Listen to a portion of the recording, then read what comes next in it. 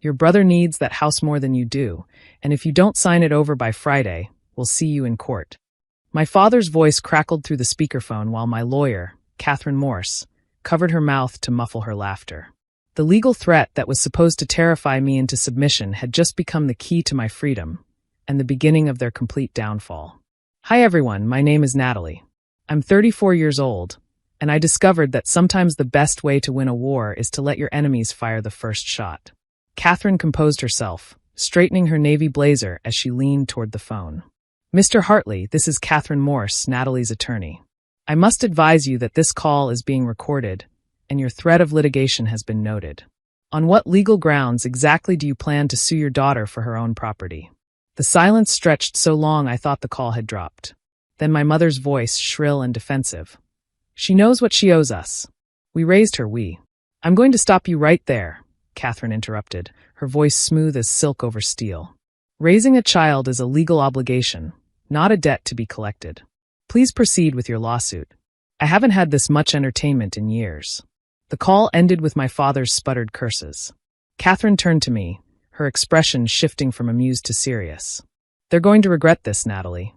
But are you prepared for what comes next?" I looked around my living room.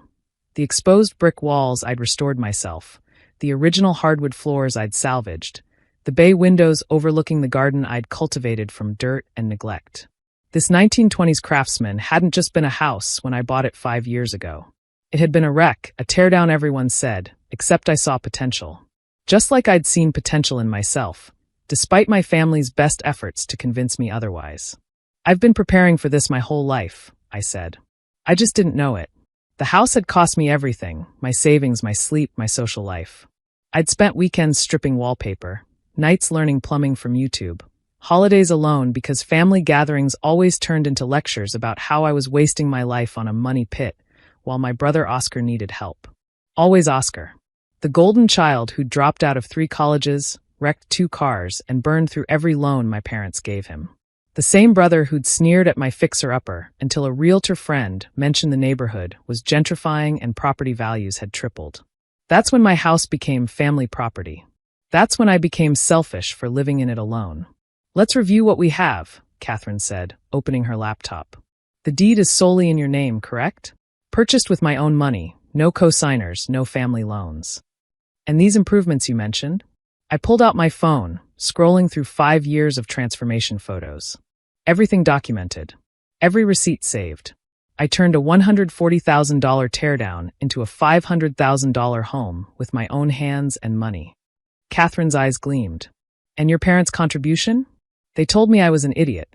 Mom said I'd die alone in my money pit. Dad offered to introduce me to a nice apartment complex instead." "Perfect." She typed rapidly. "Now, tell me about this trust fund situation you mentioned on the phone." This was where it got interesting, where my parents' greed had finally exposed their greatest secret. My grandmother, my dad's mother, left trust funds for both Oscar and me. Equal amounts. We were supposed to get access at 25. I pulled out a folder I'd been carrying for weeks. I never got mine. They told me Grandma changed her mind before she died, that she was disappointed in my life choices and removed me from the will. But last month, Oscar got drunk at his engagement party. Started bragging about how he'd burned through his trust fund already and needed my house to maintain his lifestyle for his new wife. When I asked what trust fund, he laughed and said, "The same one you got, stupid." "Oh wait," I mimicked his cruel laugh. "Mom and Dad said you pissed yours away on that dump. Guess that's why you're so bitter." Katherine stopped typing. "He said you got your trust fund. That's what made me start digging. I hired a private investigator, pulled records, found my grandmother's real will. I handed her the documents. Oscar and I each inherited $200,000. The funds were distributed 5 years ago, when I turned 25. But you never saw a penny. My parents had themselves listed as trustees. They had the power to distribute the funds, and they did, to themselves. They told me I was disinherited while they stole my money to fund Oscar's lifestyle." Katherine's laughter from earlier was gone. Her face was stone. "This is fraud. Criminal fraud. And now they're threatening to sue you for a house you bought with your own money while they stole your inheritance." "That's not even the best part," I said. The investigator found more. "My parents have been claiming me as a dependent on their taxes for the past 5 years. while I was fully employed and supporting myself. They've been collecting credits and deductions using my information. Tax fraud on top of inheritance theft. Katherine shook her head. They really thought you'd never find out? They thought I was the same scared kid who believed them when they said I was worthless. The same daughter who accepted crumbs and called it love. The truth was, I might have stayed that person if they hadn't gotten greedy. If they'd been satisfied with stealing my inheritance, I'd have never known. But threatening to sue me for my house, my blood, sweat, and tears house, had triggered something primal. So, Katherine said, closing her laptop with a decisive click, here's what we're going to do. We're going to let them file their frivolous lawsuit. In discovery, we'll request financial records that will expose everything. Then we'll countersue for the stolen trust fund, file criminal complaints for fraud, and report the tax situation to the IRS. What about Oscar? He didn't know about the theft. Ignorance isn't innocence. He benefited from stolen money and participated in trying to take your house. He's an adult who made choices. 3 days later, my parents made good on their threat. I was served at work in front of colleagues because of course they wanted to humiliate me. The lawsuit claimed I had promised the house to Oscar, that I was holding family property hostage and sought immediate transfer of the deed. Katherine's response was swift and brutal. Our countersuit laid out everything. The stolen inheritance, the tax fraud, the attempt to steal property purchased with legitimate funds. We didn't just defend, we declared war. The family group chat exploded within hours. Aunt Linda, Natalie, how could you sue your own parents? Uncle Ray, asterisk, this is disgusting. Family doesn't do this, asterisk. Cousin Marcus, always knew you were selfish. I typed one response. Asterisk, they stole $200,000 from me. The evidence is filed with the court.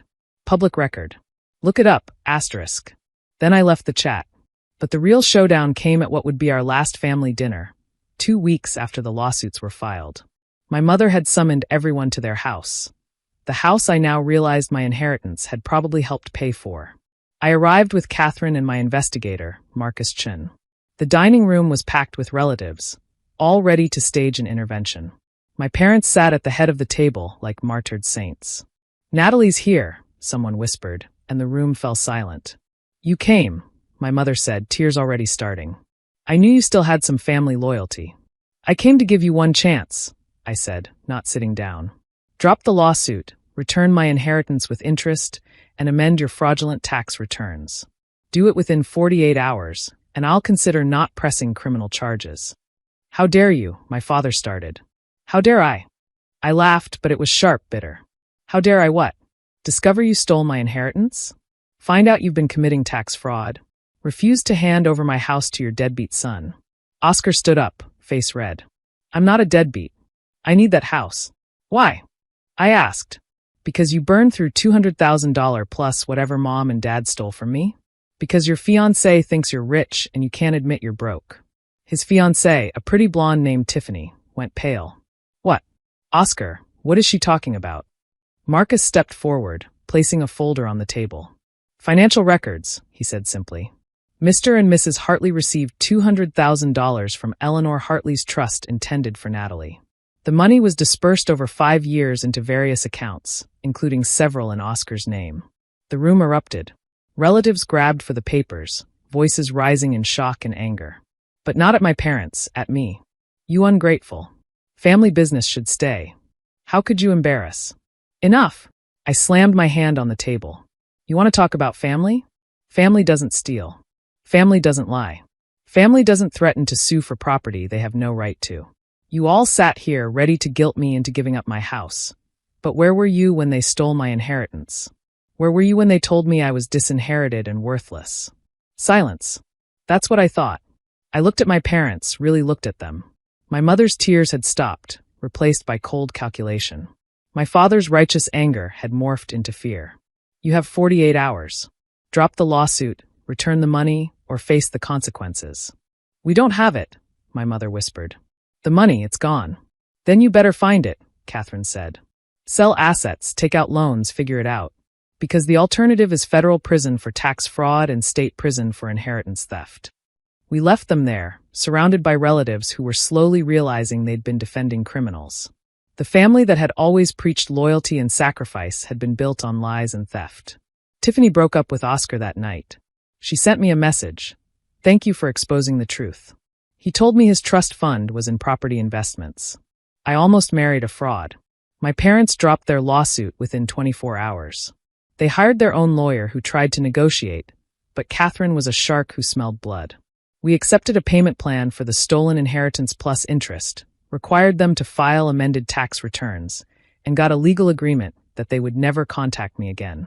The IRS penalties alone nearly bankrupted them. They had to sell their house, the one partially paid for with my money. Oscar moved back in with them, his engagement ruined, his reputation destroyed.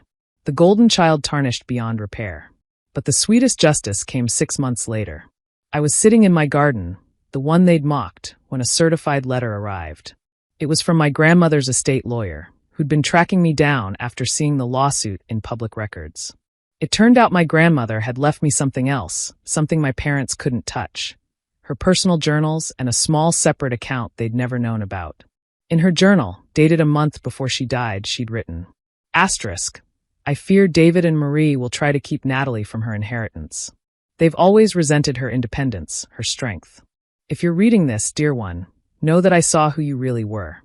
The house you'll build with your own hands will be worth more than any money I could leave you. But take what's yours and build your life free from their shadow." Asterisk. She'd known. Somehow she'd known. The small account had grown over the years to nearly $50,000. I used it to pay off the last of my renovation loans and install the greenhouse I'd always dreamed of. Katherine laughed when I told her about the letter. "Your grandmother sounds like she was a wise woman." She was. I just wish she'd lived to see this. "She did," Katherine said. "Through you. You became exactly who she knew you could be. Someone who builds rather than tears down, who creates rather than takes. My house stands now as more than just property. It's proof that sometimes the family you're born into isn't the family you're meant to keep. That sometimes their rejection is just redirection towards something better. The relatives who sided with my parents faded away. Good riddance to bad blood. But others reached out, apologizing, sharing their own stories of my parents' manipulations over the years. I built new relationships with cousins who'd been pushed away, aunts who'd been labeled difficult for asking questions. Oscar still sends occasional messages begging for help. I don't respond. My parents live in a small apartment now, their golden years tarnished by their own greed. They thought they could sue me into submission, thought the threat of legal action would make me crumble like I had as a child. Instead, their threat became my liberation. Katherine was right to laugh. It was laughable, the idea that the people who'd stolen from me could use the law as a weapon. The law became my sword instead, cutting through years of lies to reveal the truth beneath. My name is Natalie Hartley, and I own my house free and clear. Not just the deed, but every brick, every board, every flower in the garden. I built it with hands they called worthless, with money they said I didn't deserve, with dreams they tried to steal. And when they threatened to take it all away, I didn't just keep my house. I brought theirs down around them. Sometimes the best revenge isn't just living well. It's living honestly, openly, with nothing left to hide and nothing left to fear. My parents taught me that family was about sacrifice and loyalty. They were right. I sacrificed my silence and stayed loyal to the truth. And that, more than any lawsuit, is what finally set me free.